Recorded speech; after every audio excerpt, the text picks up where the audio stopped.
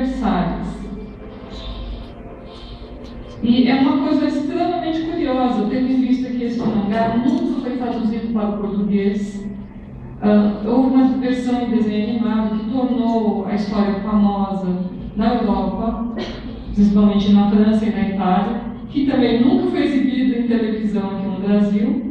Entretanto, a importância deste mangá na cultura moderna japonesa, ela, além de ter sido uma influência que tem sido extremamente marcante nos últimos 40 anos, também se estendeu a outros aspectos da sociedade japonesa que vão além da parte de entretenimento na forma de quadrinhos. Ela atingiu mudanças de comportamentos, de valores e inclusive na área estética no Japão. Mas a partir do século XVIII, existe a consciência de uma divulgação maior, não apenas da cultura, mas também empurra-se cada vez mais a sociedade para uma atividade de conhecimento de realidades, de pessoas diferentes. Esse é o momento em que passa a se criar o conceito de tolerância, não apenas religiosa, mas também tolerância no sentido de convívio social. Curiosamente, o Cavaleiros do Zodíaco, ele é um mangá, um anime, que fez sucesso justamente por ter unido aspectos de mangá feminino num mangá que era, assim, prioritariamente direcionado para os homens, para os meninos. Entretanto, ele faz um sucesso imenso porque ele assimilou elementos do mangá feminino. E eu gostaria também de, particularmente hoje, falar de uma autora de mangá, que hoje ela é vista como um monumento vivo no Japão. Nós estamos falando da autora de A Rosa de Versalhes. Ela se chama Ryoko Ikeda. Ela nasceu em 1947. A senhora Ikeda, ela dentro do mundo do mangá, ela é parte de uma grande comunidade de autores que vem da região de Kansai. Kansai, no Japão, é a região que engloba Osaka, Kyoto, que tradicionalmente é um núcleo de geração de cultura feminina no Japão. Quem já ouviu falar de Osamu Tezuka? Deus do mangá, homem ainda hoje reverenciado, porque de fato ele criou aquilo que nós conhecemos hoje como anime, mangá, realmente vem de todo o trabalho da vida dele no Japão. O mangá, para aquele menino, para aquela menina, é justamente um escape para o mundo da fantasia, é um mundo distante daquilo. Para os meninos, é o mundo da aventura. Para as meninas, o mangá feminino era o mundo do romance. E, curiosamente, é o mundo ocidental. E é um mundo ocidental que é estranhamente pouco real. Ainda assim, é uma realidade fantasiada, é uma imaginação do Ocidente. Então, o próprio Osamu Tezuka usava como material de pesquisa para suas obras o cinema. E nessa época, gente, o principal contato que a maioria das pessoas no Japão tinham com o Ocidente também era o cinema. E olha só que interessante. Quando a Ryoko Ikeda foi publicar A Rosa de Versalhes, ela teve que conversar com o editor dela na Shueisha. E o editor dela falou o seguinte: não, veja, o mangá feminino, tá, até a época dela, era exatamente nesse formato, tá? Isso aqui é a revista Margaret, 1972. Ela era semanal, assim como as revistas meninos, não é? E dentro dela vinham em média 12 a 14 histórias divididas em capítulos. Vocês vão ver que todas as histórias eram ambientadas mais ou menos no presente. Eram novelas, melodramas, mas ambientadas no presente. E aí o Coelho vem para o editor e fala: olha, eu queria muito, né, fazer uma biografia histórica. Eu li um livro, uma biografia da rainha Maria Antonieta na França, e eu queria contar essa história para os leitores do mangá. Aí o editor chegou e falou assim para ela: eu não sei se isso vai dar certo, porque as histórias que, em geral, a gente publica são modernas, né? E você vai querer contar uma coisa que aconteceu há 200 anos atrás. Ela né? Aí o editor falou para ela: tudo bem, desde que, né, a história seja divertida, tem que ter entretenimento, senão eu não vou publicar. Então, vejam só que curioso, ela de repente se viu com um desafio. Não bastava ela contar a história da Maria Antonieta, ela tinha que tornar a história divertida. Então ela recorreu a quê para criar essa história? Ao cinema. Então ela começou a ter que criar outros elementos além daquele que ela via na biografia da Maria Antonieta. E assim ela criou, né, dois personagens que acabam se tornando fundamentais dentro da estrutura da história dela. Nós temos então em A Rosa de Versalhes a criação de uma personagem que é inspirada no teatro Takarazuka, né, na qual também o Osamu Tezuka mesmo já havia se baseado antes para criar a personagem principal de A Princesa e o Cavaleiro, que é a Princesa Safira. Só que, diferentemente da Princesa Safira, que é totalmente fantasiosa, totalmente fictícia, ela busca um personagem da vida real e nesse personagem ela encontra uma certa inspiração para fazer a heroína da história dela, que se chama Oscar François de Jarjales. Quem é Oscar? Oscar ela é filha do general de Jarjales. Calcula-se que seja a 6ª filha. Depois de ter 6 meninas, o general simplesmente desiste de tentar ter um filho varão e fica preocupado com a sucessão do nome, da família, dos títulos e também da fortuna que isso implica. Então ele fala: vou pegar minha caçula e vou criar como homem. Né? Ele chega um dia e dá de presente para ela um pajem. Né? E o menino chega na casa, passa a servir a filha dele, o nome dele é André Grandier. Paralelamente a isso, você tem também a figura histórica da Maria Antonieta. Ela nasce princesa da Áustria, né? E conforme os costumes da época, né, aos 14 anos, é negociado o casamento dela com um herdeiro de trono também na Europa, e decide-se que ela iria se casar com um menino de 15 anos, que era o Delfim Luís, futuro Luís, rei Luís XVI da França. Quando a rainha Maria Antonieta tinha 18 anos de idade, e ainda não havia sido coroada rainha, ela conhece num baile de máscaras o conde Hans Axel von Fersen. Ele ninguém mais era do que também filho de um dos generais mais importantes da Suécia, e diga-se de passagem que a família Fersen era até mais rica do que a própria família real sueca na época. Era uma família extremamente importante. E o conde Fersen, veja, certas coisas realmente não se escolhem na vida. Ele se apaixona de cara pela Maria Antonieta sem saber que ela era a herdeira do trono da França. Então nós temos aí uma coisa estranha formada.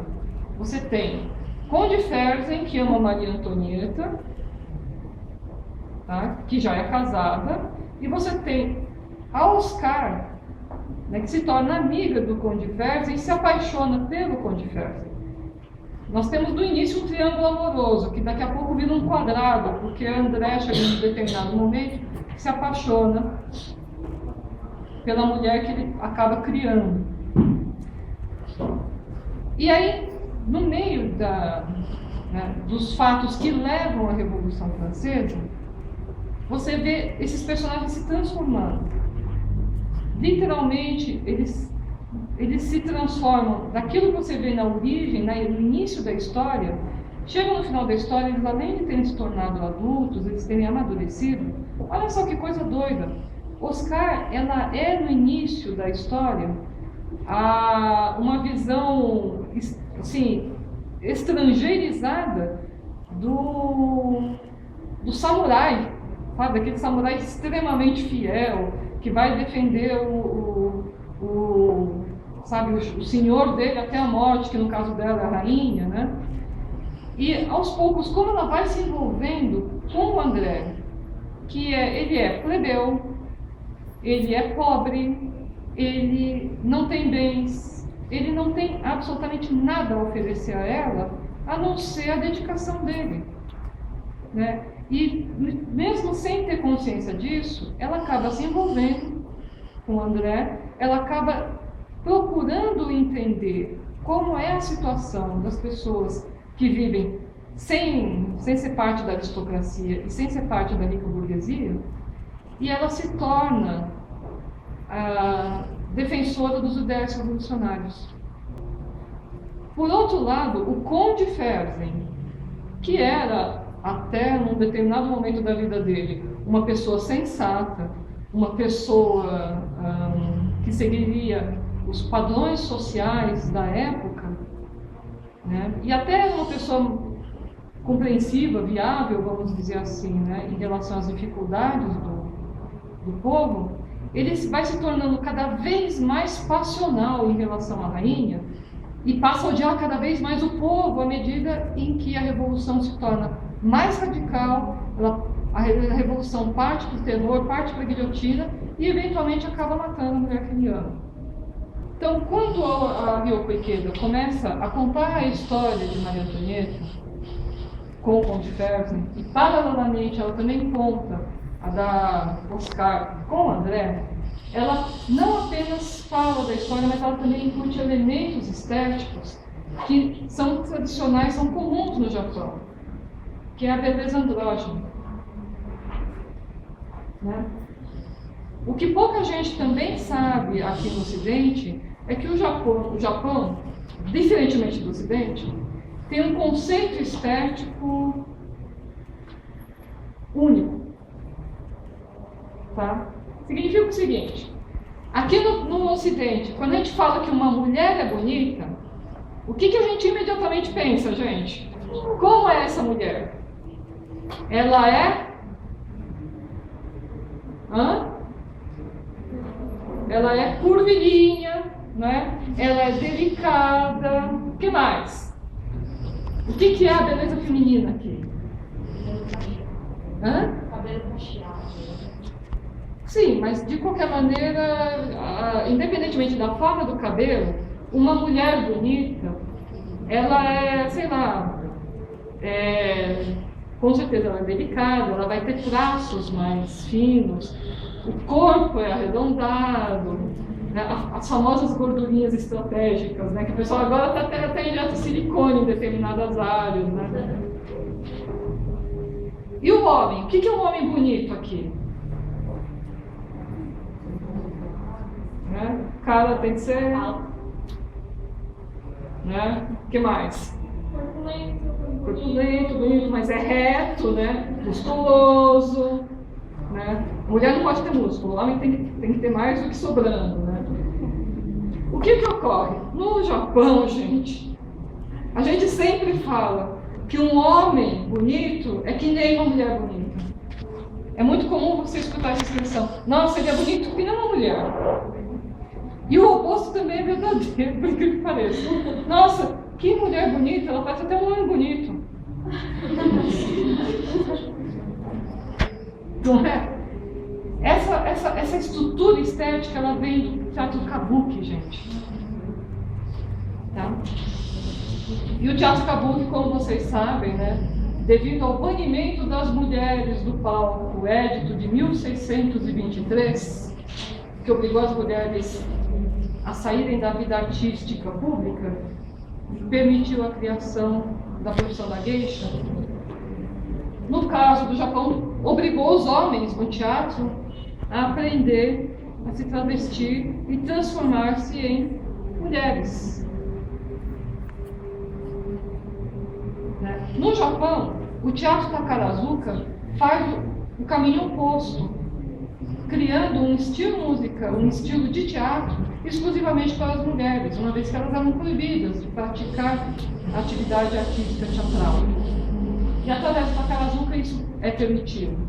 Só que o que acontece, obviamente, você vai ter mulheres tendo que aprender a fazer o papel de homens. Né? E então essa estrutura estética, ela passa para o mangá. Né? Ela vem muito bem a calhar para a história. Né? E outra característica importante que existe no mangá feminino e não no mangá direcionado para os meninos é o estilo da narrativa, gente.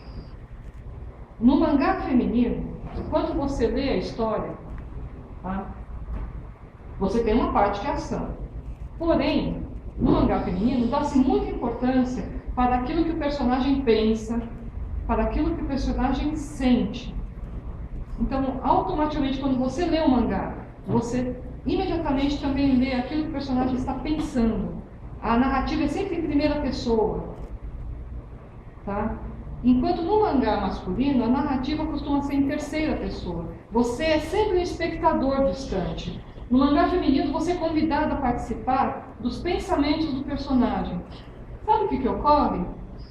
Você se envolve de tal maneira com o personagem que é como você conhecesse alguém melhor do que seu pai, sua mãe, né, seus melhores amigos. Você sabe exatamente o que está passando na cabeça da pessoa, o que ela está sentindo. E, estranhamente, em A Roda de Versalhes, essas coisas ficam ainda mais salientadas devido ao aspecto da revolução. Né? O conflito das ideias é uma coisa constante ali. Você vê que as pessoas sofrem por causa disso. Né? No decorrer da história, o mangá começa a fazer tanto sucesso que a editora a Shueisha foi obrigada a criar um fã-clube para a história. Né? No auge da série, cerca de 10 mil cartas chegavam por dia à editora.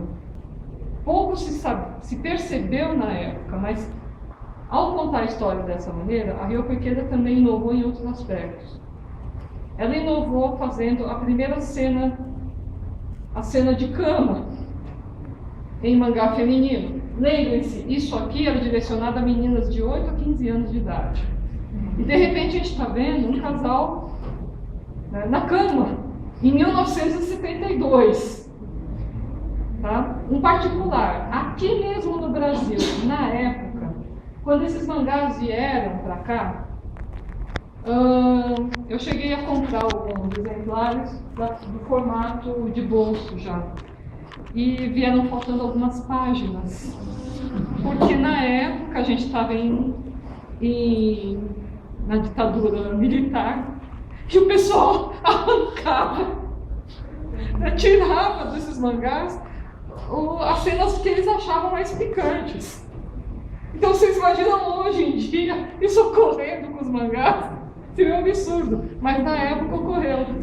Eu só fui perceber que essas páginas estavam faltando quando eu comparei depois com as versões originais, né, completas. Falei, ué, cadê aquela cena? Né? Aliás, não só essa cena de cama, vamos dizer assim, né?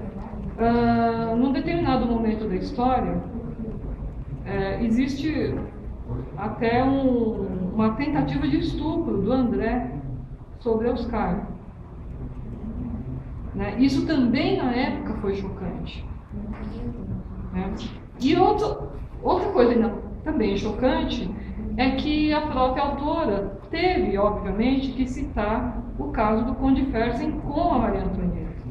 Né? E pela primeira vez, o casal protagonista, os heróis da história, né, estavam tendo um caso de adultério. E isso era mostrado de uma maneira... Bom, como ela mesma cita depois no mangá, ela fala, olha, só Deus cabe julgar esses dois, porque quem é a gente para julgar esses dois na condição que eles estavam. Né? Enfim, depois que você leu uma toda, 1.700 páginas depois, ela encerrou a série, porque, claro, era previsível, né? Que a história tinha que ter um fim.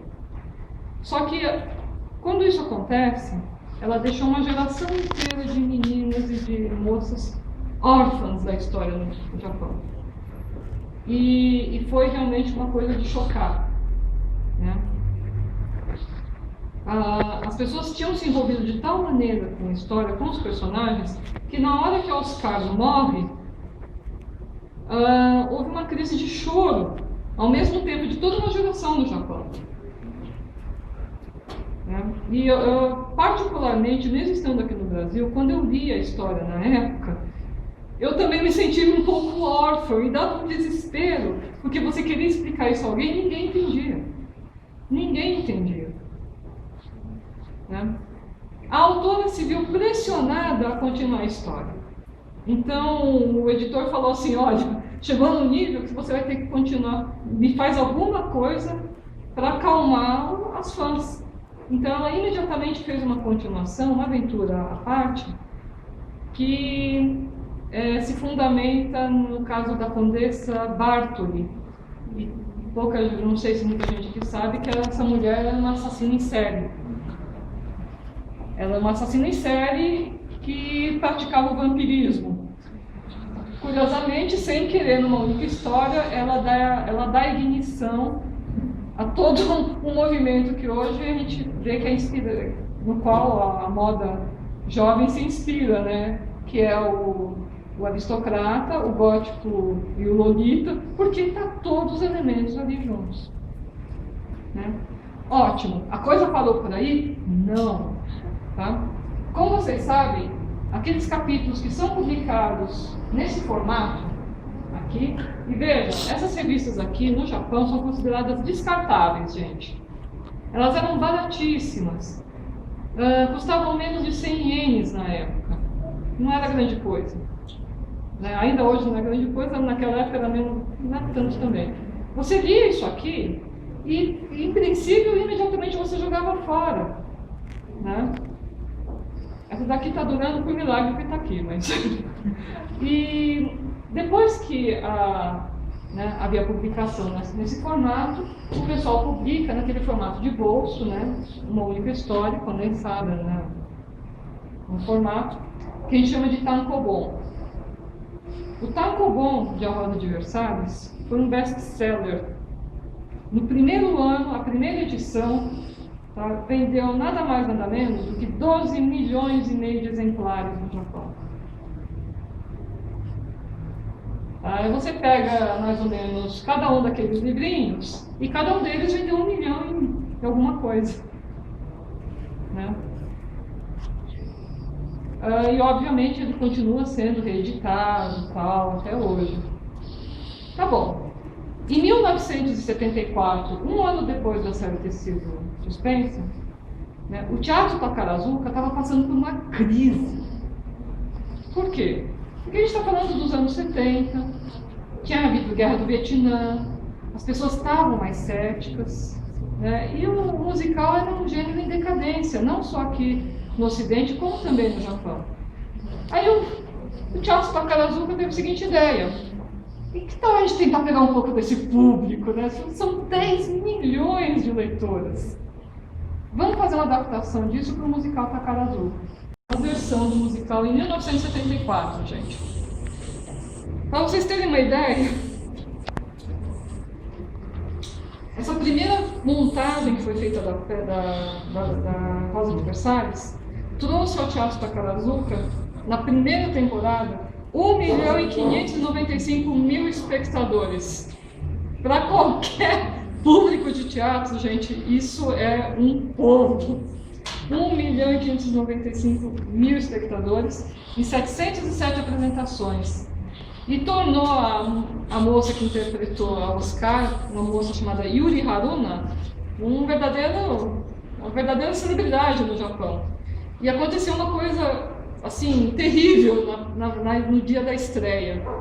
Assim que acabou a peça, muitas fãs, tá, da Lady Oscar invadiram o camarim da moça e rasgaram a fantasia, né, de Oscar que ela usava durante a peça, porque assim, foi uma histeria. elas queriam levar um pedaço da roupa embora da casa de lembrança. Coitada da moça, quase saiu nua do teatro naquele dia.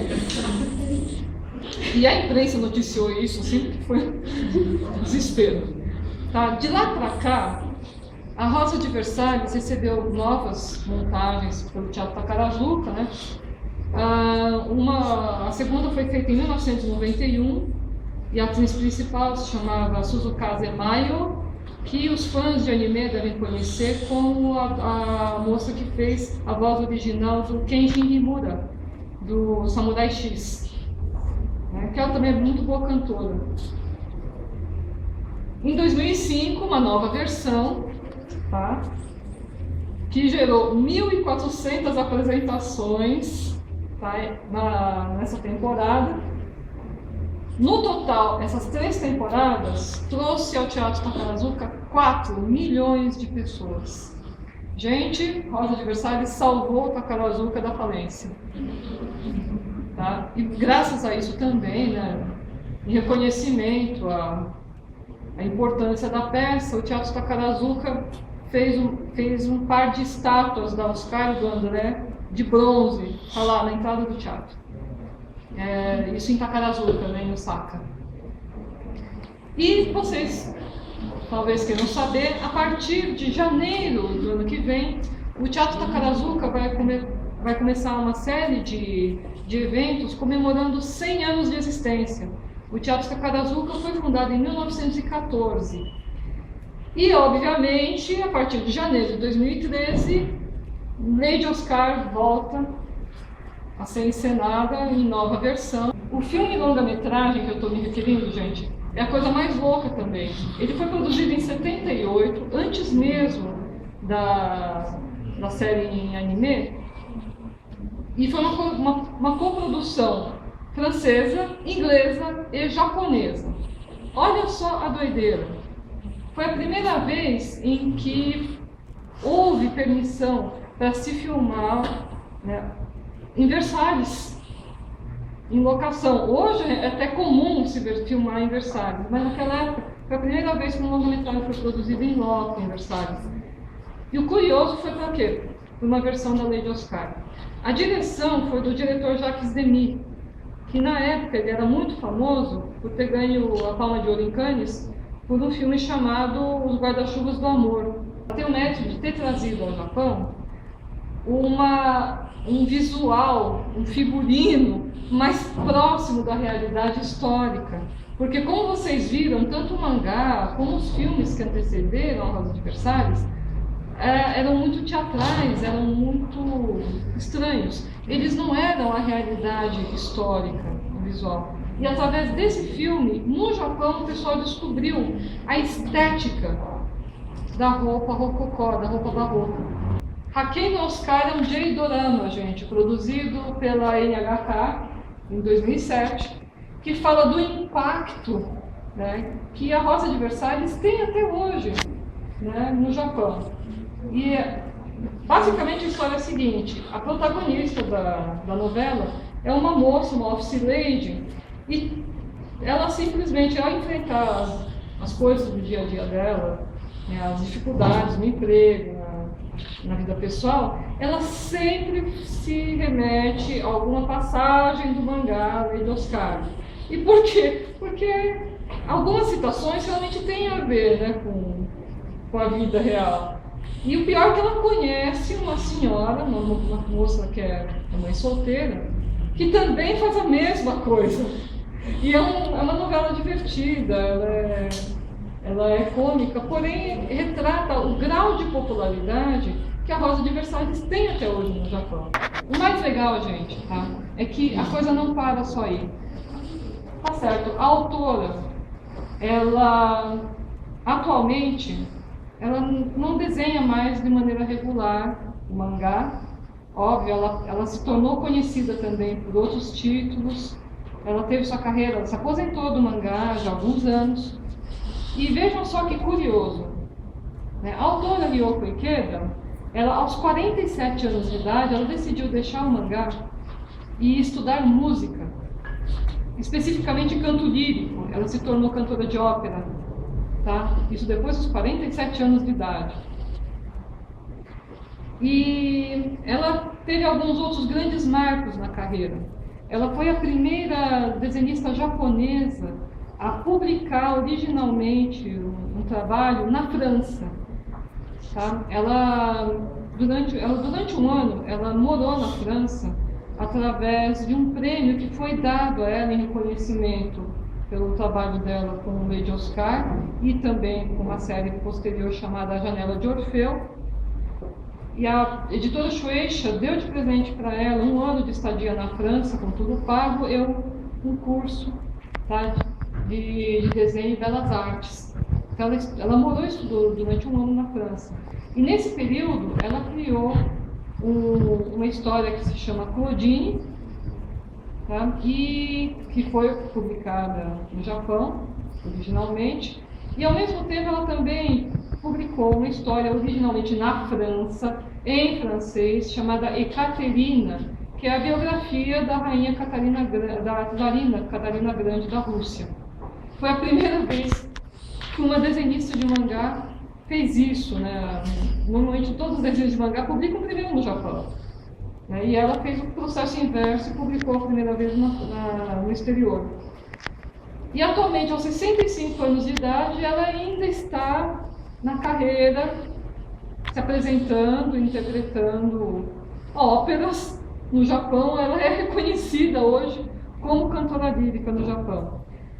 No início deste ano, ela também esteve na França e na Itália fazendo uma turnê, onde ela foi recebida, tá, e tratada praticamente como uma celebridade nesses dois países, porque, particularmente na Itália e na França, A Rosa de Versalhes foi um sucesso estrondoso na televisão. Quando a série anime passou lá no início dos anos 90, a entrevista que ela fez na visita à França, e existe uma coisa assim, importante que ocorreu nesse dia, que, vejam só, o Museu de Versalhes, ele é público, óbvio, né? Porém, para visita de autoridades estrangeiras, particularmente chefes de Estado, o museu é fechado ao público e é dado a essas personalidades o direito de fazer uma visita particular. E a Ryoko Ikeda não apenas recebeu essa honra, foi a primeira artista em qualquer nacionalidade, em qualquer estilo de arte, a receber esse tratamento. E ela também gravou um clipe, tá, de apresentação de ópera que ela resolveu fazer, que foi gravado no Teatro da Rainha Maria Antonieta, que fica no Parque de Trianon. Tá? O Museu de Versalhes, antes, tá, desse mangá, não estava nem entre os 3 museus mais visitados da França. Depois da série de anime do mangá na França, hoje o Museu de Versalhes é o 2º museu mais visitado da França. Só perde para o Louvre em Paris. Isso significa que o museu recebe mais verbas do governo para manutenção. Por isso que o diretor a recebeu com as honras de Estado. Tá? E antes também do próprio mangá, Maria Antonieta não era a principal razão das pessoas irem visitar o museu. Hoje, ela é a atração principal. Então, para os franceses, a Rosa de Versalhes já se tornou, tá bom, não foi a gente que criou, mas já é nosso. Tá? Esse é o tipo de reconhecimento que é curiosíssimo em relação ao mangá. Nunca ocorreu isso antes, né?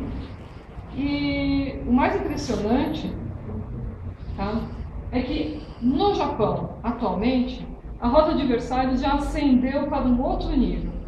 Aquilo já não é mais mangá, é considerado literatura. Tá? Mesmo fora do Japão, a Rosa de Versalhes é estudado não mais como um mangá, e sim como peça literária. Isso porque esse mangá, por incrível que pareça, ele trouxe ao Japão com uns 200 anos de atraso, o movimento romântico, como nós o conhecemos. Tá? E ele se reflete não apenas nessa área, não é só em função da história, ela é também no aspecto estético, no musical, por ter abrangido todo esse leque da cultura japonesa moderna, é que hoje, 40 anos depois da criação, esse mangá já não é mais um mangá, agora é literatura. Uma banda de visual kei, para quem não conhece, tá? O visual kei é um dos estilos derivados de Rosa de Versalhes, e toda uma cultura, inclusive de estética musical, acabou se derivando, por incrível que pareça, da paixão que os fãs tiveram por uma única série de mangá. Graças a essa geração de fãs, de admiradores de A Rosa de Versalhes, que já estão curtindo isso há pelo menos 3 décadas no Japão, hoje nós temos esse impacto também, tá, na moda, nos hábitos aqui, se alterando no Ocidente. Agora está fazendo o caminho oposto, o inverso. Se vocês derem uma olhadinha nas últimas revistas de moda, em especial a Vogue, a oficial deste mês, vocês estão vendo o que essa estética que foi desenvolvida no Japão está gerando nas últimas coleções aqui no Ocidente. Deem uma olhada na exposição que foi feita em homenagem aos 40 anos da Rosa de Versalhes, e eu espero que no futuro nós tenhamos mais dessas oportunidades para a gente se encontrar. Gente, muito obrigada.